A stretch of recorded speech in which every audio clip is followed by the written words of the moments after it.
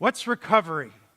Recovery is learning to meet all 12 of those needs in a healthy way by God's design. Recovery is learning to fill the hole in your heart the way God designed it to be filled. And recovery is getting healthy, bottom line. It's not a program. It's not just doing one thing. It's not just finding the spiritual.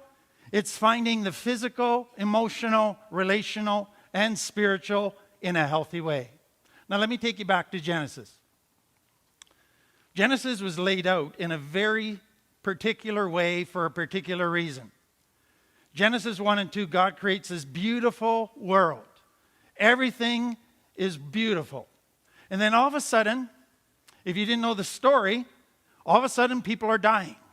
All of a sudden there's disease and sickness, and there's famine, and there's wars, and there's decay. And people are going, what's caused the problems in our world? Why is this all falling apart? Why is our world becoming a broken place? And politicians will come along and say, we just need more education. And there's value in that.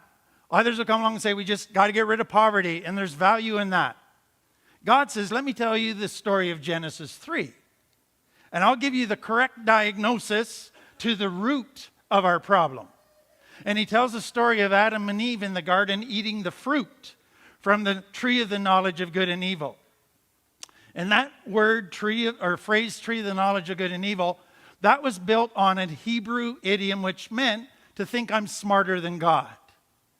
And he is saying, here's the root of the problem. We turned our back on God, and we said, God, we think you're kind of stupid about a few things, so go take a little holiday. We'll handle it from here, because we're smarter than you in this area. And we turned our back and did it our way. That's the source of all the problems. It's a spiritual source. Now that's where many Christians stop, at Genesis 3. And they say, everything's spiritual. Everything's a spiritual source. Let's just do spiritual. And they only do one out of the 12 needs. And so that's why I love Genesis 4 and 5. Because what Genesis 4 and 5 shows is this. When people turn against God and think they're smarter than God, they start to die inside. But then Genesis 4 and 5 says they start hurting each other. There's a self-centeredness that settles in. And now you wound other people. There's revenge. There's resentments. There's cheating, immorality. All because you turn your back on God. Now you hurt other people. So then God takes us in a new direction. He says the people that have the greatest power to hurt other people are parents. They have been given by God more power and authority over a couple lives than any other person in the world. Any politician, any pastor, any teacher. Parents have power to bless or to hurt more than anybody else. And so God starts to emphasize to parents, love your children. And loving your children means meeting their 12 needs consistently. And he says, if you don't, and I'm at Exodus 20, where God gives the 10 Commandments. And the 10 Commandments are basically defining what love is. So what does it mean to love somebody? You don't lie to them. You don't steal from them. You don't cheat on them. That's what love is. And then right after the 10 Commandments, God speaks to parents. And he says this, if you don't love your children, if you hurt them and don't meet their needs, you're going to wound them, and then they're going to wound their children to 3 or 4 generations. And what he is saying is, you have so much power that when you mess up your child, you don't just mess up him. It takes 3 or 4 generations to turn it around. That's the power. And then he comes to Deuteronomy 6. And he says, parents, I want you to wear my law on your forehead, on your hands, on your heart, on the doorposts of your house, on the doorposts of your gate. And what he is saying is, I want my word, my design, my healthy living design to control your thinking, your emotions, your behavior, your work. I don't want you just to talk a good talk. I want you to walk it. in everything. That's because if you don't, you hurt your children. And then in Ephesians 6, God says, parents, don't provoke your children to anger. And the word for anger that is used is a deep, deep settled anger, a lava that boils deep down, always there. So let me get you to think, what happens to a child who isn't respected, who isn't accepted, who isn't comforted? They get angry because that need's not being met. And then they get punished for being angry, so they just stuff their anger down. That need's not met. It should be, but nobody's doing it. I get punished if I act out, so I'll stuff it, and they become deeply angry. That's what God is saying. Don't do that. Because that sets up a child to live with unresolved anger and unresolved needs, a massive hole in their heart. And when they find behaviors or drugs, they will try to fill it with that. And it makes them very susceptible. Now let me take all that biblical talk and show that we are saying the very same thing in the vernacular or vocabulary today in the world of psychology.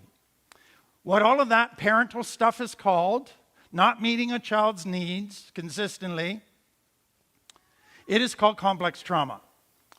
Let me explain it briefly. We know what trauma is that being in a situation that is so dangerous, overwhelming, and you don't have the tools to handle it. And so what you do is you go into survival mode, fight, flight. That's the result of trauma. So we make a distinction now, and we have simple trauma and complex trauma. Simple trauma doesn't mean it's no big deal trauma. Simple simply means one time. So simple trauma is one-time event. You got car accident, you got a rape, at one-time event that was overwhelming, simple trauma. Complex trauma is in line with simple. So simple is one, complex is more than one.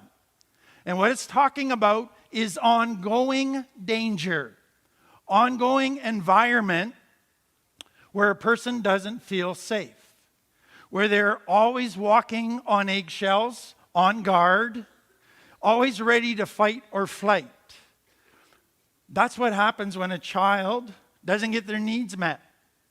If they weren't accepted and were a bit overweight and they got teased and criticized all the time, they walk on eggshells, full of fear, because every night is, okay, is somebody going to make fun of me? Is somebody going to tease me today? And so you get a spectrum of complex trauma. At the very severe end is abuse, physical, sexual, emotional, verbal. Then you get abandonment. Then you get neglect. Parents who are physically there, who meet the child's physical needs, but they're not there for them emotionally. They don't connect with the child. They're not emotionally available. They might be in the same room, but they're not there. And the child knows it. And then the subtle end is not getting certain emotional needs met consistently. That sets up fight or flight. That sets up a hole in the heart. The diagram there. In the blue circle, pain, problem, danger. In a healthy home, when a child faces a problem, they get scared, but the parents say, hey, here's the tools for figuring this problem out, and I'm going to walk beside you and support you. And the child comes out the other side of the circle, and they made it through, and they grew up, and they learned new skills, and they're smarter and more mature because of that. And so a child in a healthy home, when they see a problem, they don't see it as a bad thing. They see it as an opportunity to learn and to grow. Now, what happens with complex trauma? A child comes to a problem, and nobody's there to help them. Nobody's there to give them tools. And so they venture into the problem on their own, and they get hurt. So they run back. Then they come to another problem. They venture in, and they get hurt. They back away, and what does their brain conclude? All problems are bad. Problems only lead to pain. So avoid problems, avoid pain at all cost. Because if you go into a problem, You only get more pain piled on more pain. And so they live with fight or flight. So two things that I want you to understand. The essence of complex trauma is a child facing a problem too big for themselves, but nobody's there to give them the tools or support. They feel abandoned. They feel all alone. Do you realize that all children experience dangerous situations, but not all children have complex trauma? Because some of the children had parents who taught them and supported them and walked them through it. The ones who end up with complex trauma are the ones who face the problems abandoned, feeling abandoned. That's their perception. And then the second thing that I want you to see is that when a person starts to do fight-flight as their way of coping with problems, they stop growing emotionally. They stop adding to their healthy toolkit. So they might be 50 years old today, their belly button age, their physical age, but they're emotionally still an 8-year-old because they stopped growing there. So what is our job as a church community? We're to be a family to people who were once abandoned. And we're to help them learn how to meet their needs and give their tools. We're to meet some of those needs for them so they begin to experience what it's like to meet those needs. As a church, we're not just about meeting the spiritual need, though that's very important. We want to meet physical needs, emotional needs, relational needs, because we are convinced that God wired us to need all those needs met in order to have joy. And so we, as a church community, are about helping each other get healthier and healthier, knowing how to meet needs, getting needs met, so that we can finally, at some point in our life, say, the hole has finally been filled the right way. And that is my hope for everybody here. Some of you may have come today, many of you may have come today, feeling that deep emptiness, looking for answers. And like Juan said, he was always haunted by, why do I keep falling back? Why do I keep doing what I'm doing? And then to finally realize it's not just one little quick fix solution. I got to spend the rest of my life learning how to be healthy and becoming that. Then the joy begins to come.